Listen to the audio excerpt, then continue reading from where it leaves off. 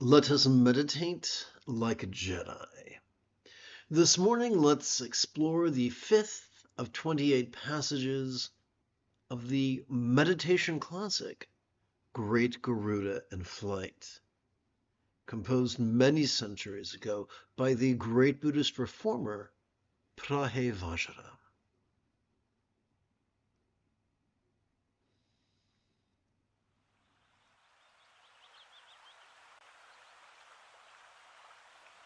As the one dimension is all-pervading, there is nothing to be added to it. As this dimension is endless, there is nothing to be taken away from it. There is no other hidden state that dwells beyond the manifest reality. The dimensions of the great self-origination always abides just as it is.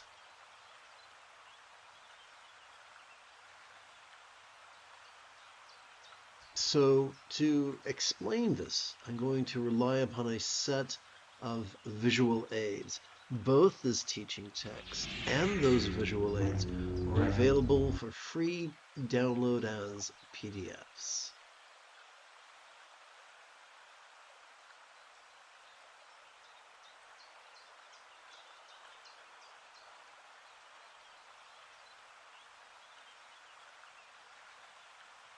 Upon the foolish path of competition, where people are conditioned to be rigid, fearful, superstitious, controlling, elitist, cryptic, competitive, and cruel, with their elitist, rigid, fearful, and controlling tendencies blossom. In the myth that we are supposed to actively focus on one thing or nothing, but that is opposite of what the Buddha taught. You see, this path of active focus will inevitably exhaust our prefrontal cortex, induce us to present with symptoms of depression, and trigger our amygdala, the seat of anxiety and aggression, or in other words, cowardice, competition, and cruelty. Fortunately, neither the amygdala nor the prefrontal cortex constitute the entirety of our central nervous system. Consider, if you will, the spinal cord, known as the autonomic nervous system, or in days of yore as the seat of the Buddha nature. Every time we inhale, we are wired to automatically notice the middle bit of our spinal cord, known as the sympathetic nervous system, which has evolved to help us to notice in a very special way, to notice vulnerably, passively, viscerally, randomly, and fleetingly mind's antics of seeing, hearing, feeling, tasting, smelling, and the like, including the full range of human emotions, intentions, cognitions, recollections, and imaginings, including the external, the internal, the physical, the mental, the pleasurable, the painful, the interesting, the boring, the glorious, and the grotesque. Where the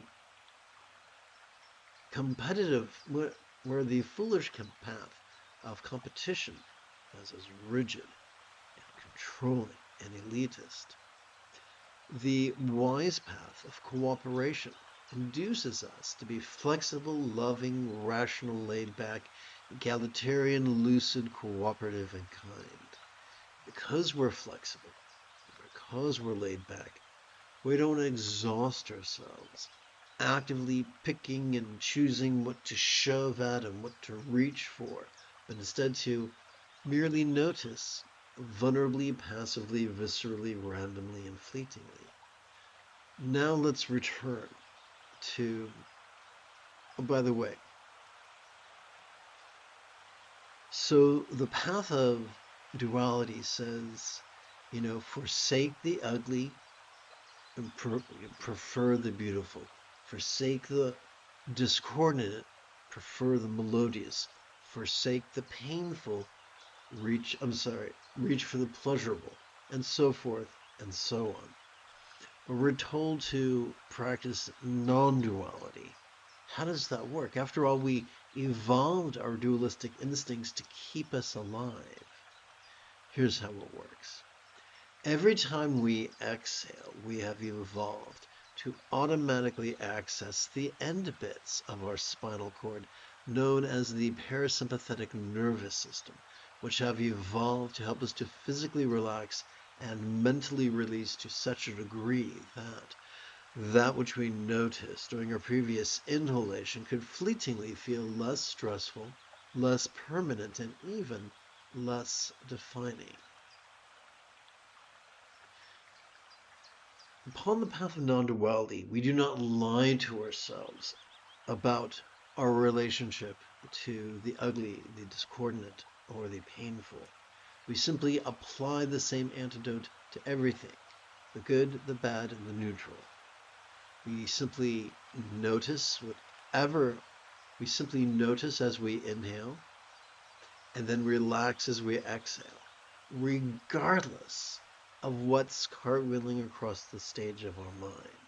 And of course, the easiest way to do this is to silently and mentally recite the verb watch each time we feel our chest swell as we inhale, and to silently and mentally recite the verb rest each time we feel our chest sink as we exhale. Now let's return to this morning's teaching text.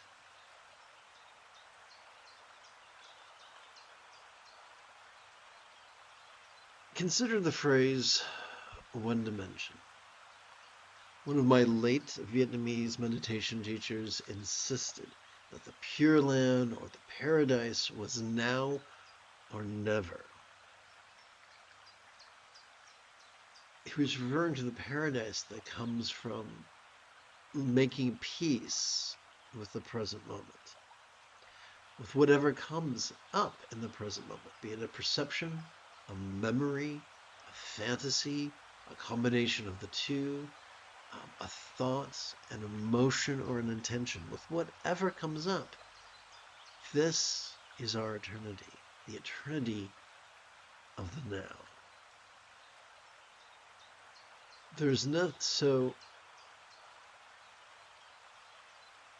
For many years I was involved in the manifesting culture, and all it did was make beggars of people, metaphorically speaking. It reinforced our inherent duality.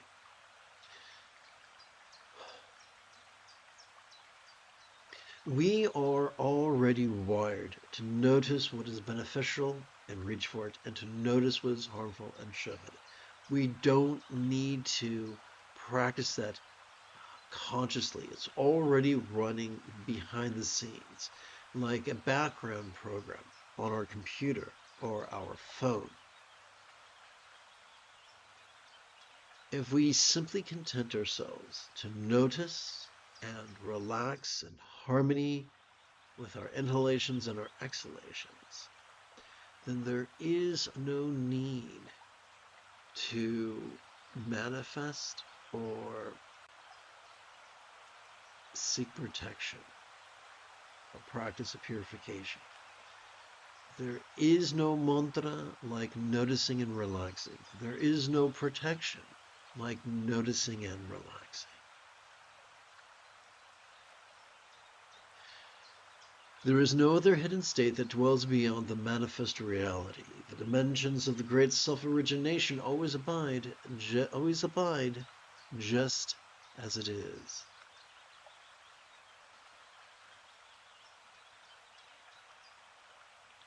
So emptiness is not an end run around reality. Emptiness is just a metaphor. So allow me to explain that for a moment, and to do so I will return to the visual aids.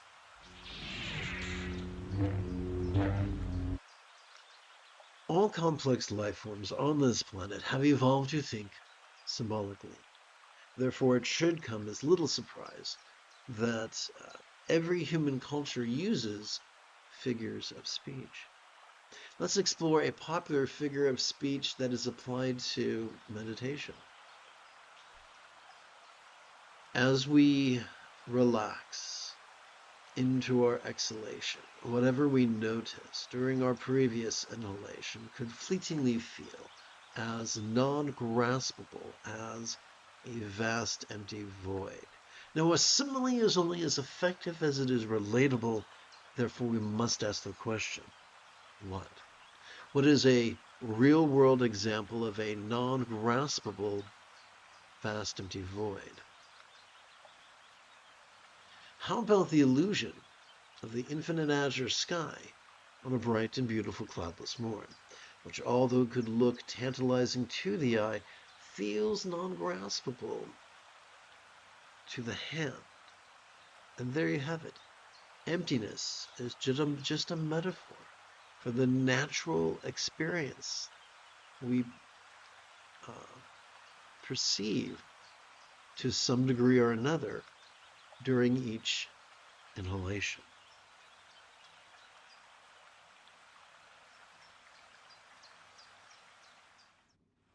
So this is why the great South Indian Buddhist philosopher Nagarjuna insisted that both the conventional and the ultimate are important. Both our perception and our relaxation are necessary.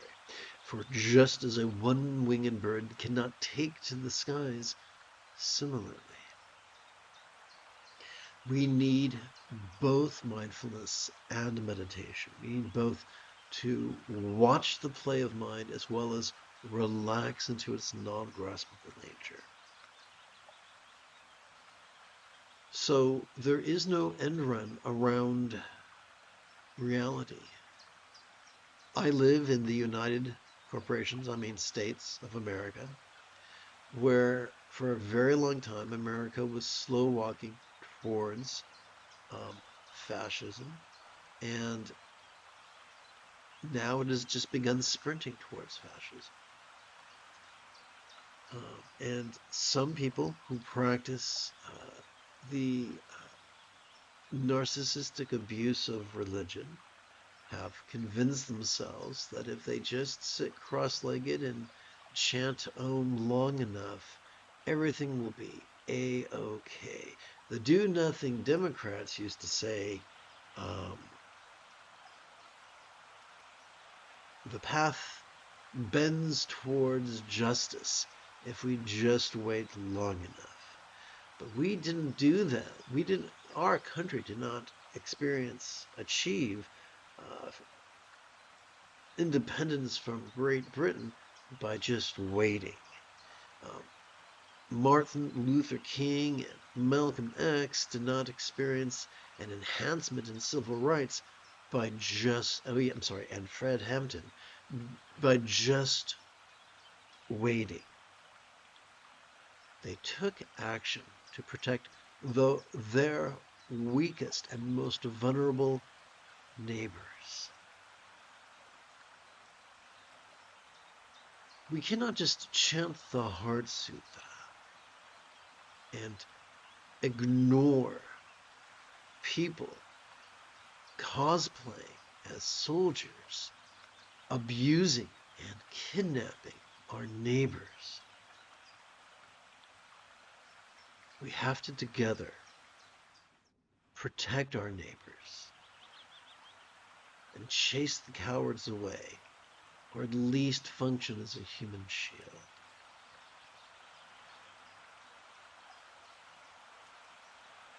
Meditation is not an end run around mindfulness.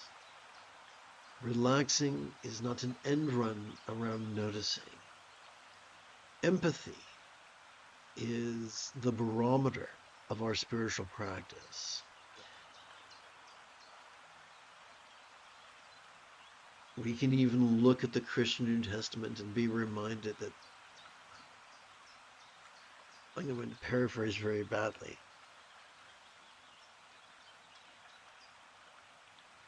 no one loves their fellows as much as the one who is willing to lay down his life for his companions. I'm a big coward. I don't like pain. I'm terribly disabled. I want my physical needs met. But we are wired to seek fulfillment in cooperation, by cooperating with our neighbors who are vulnerable. We talk of the diary of Anne Frank. We mustn't forget the people who put their lives in jeopardy by hiding Anne Frank and her companions. They all came to a terrible end. They all wound up captured by the Nazis. Some survived, most did not.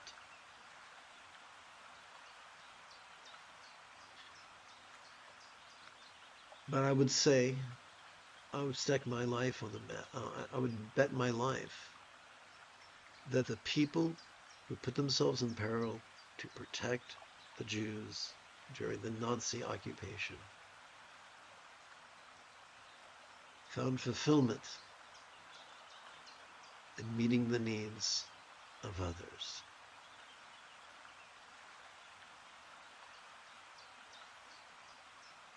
Let us not abuse meditation as an end run around reality.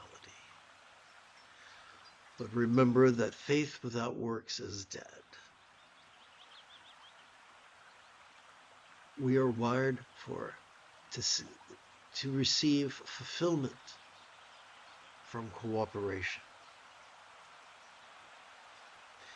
Karl Marx wrote, and I paraphrase, "To each as he needs, from each as he is able." Whether we are religious or spiritual or purely philosophical or economic, life depends upon cooperation. Having completed this morning's opening lesson, we can now shift gears. It is Qui-Gon Jinn Tuesday morning. Come, let us meditate like a Jedi. After approximately 30 seconds of housekeeping, this is the Dzogchen Sendi Lama Jigme Gyatso of the Buddha Joy Meditation School.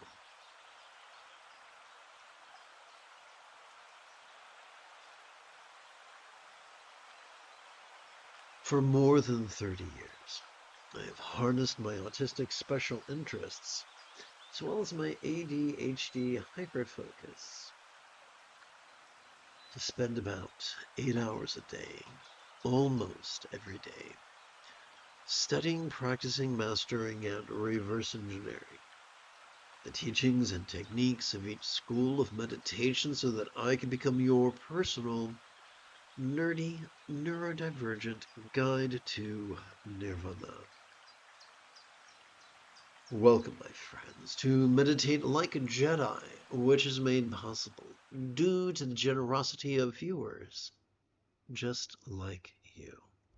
For the remainder of this morning's live stream, let's sit in mindfulness and meditation.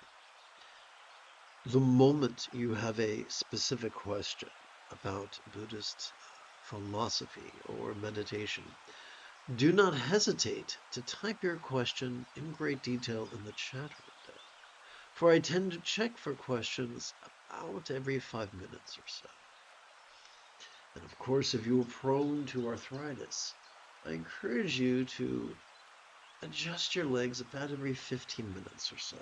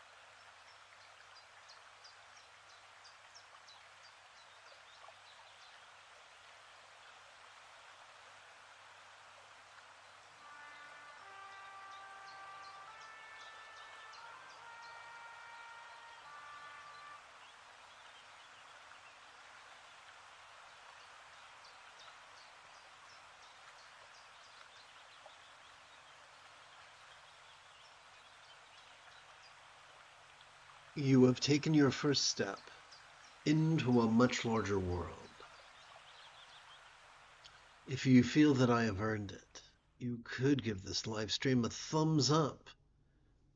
You could even help support this channel. In approximately 11 hours, I would very much like to return to lead today's evening meditation class and group practice.